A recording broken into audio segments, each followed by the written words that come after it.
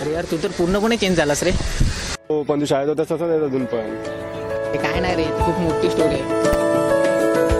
चल रे आपल्याकडे पण खूप टाइम आहे.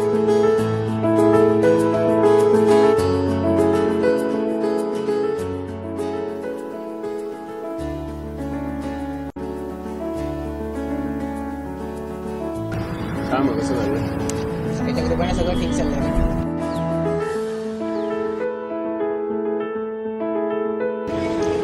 काय गळ्यात मारलं? अरे नाही रे, माझा देवावरती खूप विश्वास आहे रे. तेव्हा ही एमटी आहे ना, ती मला जॉब लागावा आणि ही आहे ना, ती माझ्यावर कोणतं संकट येऊ नये म्हणून. शेवटी त्याच्या इच्छेवर काही होत नाही रे. असं काय नसतं रे, मला पण चांगला जॉब आहे. संकट प्रत्येकाच्या आयुष्यात येतात. अरे असतं याचं त्याचं नशीब, सर्वांचं नशीब चांगलं नसतं रे. चल जाऊया.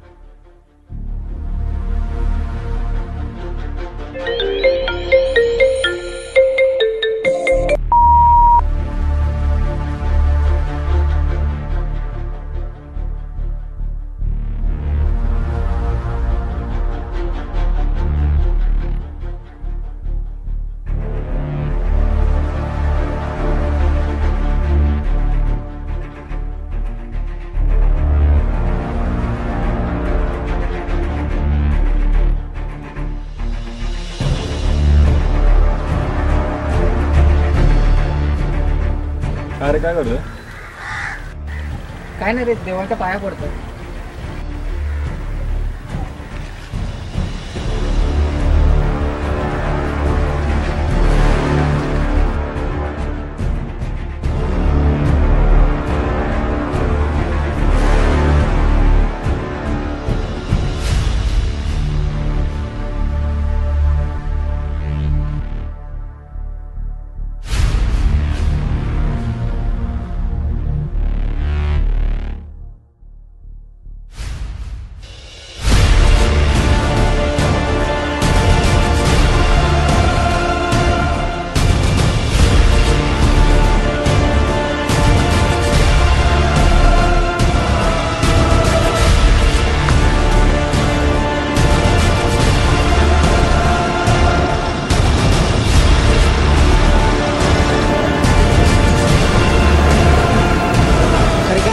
का बोलतोस एवढा?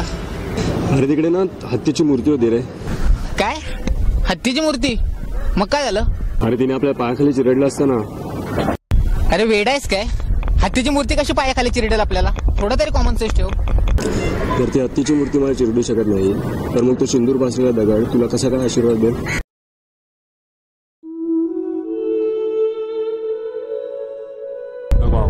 देव असतो आहे, मग तो दगडात नसतो शोधायचा, तो माणसात शोधायचा असतो. छत्रपती शिवाजी महाराज, संभाजी महाराज ते फक्त अंगठा घालून बसले असते ना, तर आपल्याला स्वराज्य कधीच मिळालं नसतं.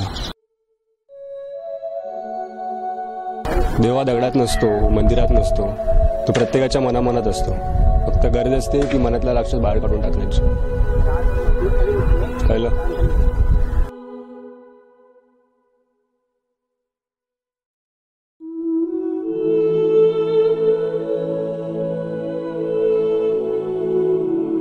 मूर्ती कशी पायाखाली चिरडेल आपल्याला? थोडं तरी कॉमन सेन्स ठेव. तर ती हत्तीची मूर्ती मला चिरडू शकत नाही, तर मग तो सिंदूर पासलेला दगड तुला कसा काय आशीर्वाद देईल? कसा काय आशीर्वाद देईल? कसा काय आशीर्वाद देईल?